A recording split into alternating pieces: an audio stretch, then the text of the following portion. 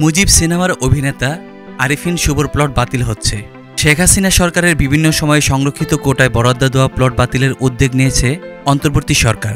এরই অংশ হিসেবে মুজিব সিনেমা করে আলোচনায় আসা অভিনেতা আরিফিন শুভকে সংরক্ষিত কোটায় বরাদ্দ দেওয়া রাজুকের প্লটটি বাতিলের সিদ্ধান্ত নিয়েছে কর্তৃপক্ষ। আরিফিন শুভর সঙ্গে ছবিটির প্রযোজক লিটন হায়দারের প্লটও বাতিল হচ্ছে। রাজুকের পূর্বাচল নতুন শহর প্রকল্প থেকে শুভকে 10 কাঠা আর প্রযোজক লিটন হায়দারকে 3 কাঠা আয়তনের একটি প্লট গত বছরের 27শে নভেম্বর রাজুক ভোট সভায় বরাদ্দ দেওয়ার সিদ্ধান্ত হয়। এরপর এই প্লটের বিপরীতে শুভ সরকার নির্ধারিত টাকা জমা দিয়ে একটি চুক্তিপত্র গ্রহণ করেন, কিন্তু সময় স্বল্পতায় তিনি এ প্লটের রেজিস্ট্রেশন বা নিবন্ধন করে নিতে পারেননি।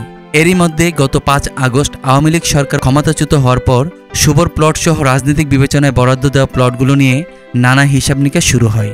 এরই ধারাবাহিকতায় আরিফিন শুভ ও লিটন হায়দারের প্লট বাতিলের সিদ্ধান্ত নিয়েছে রাজুক।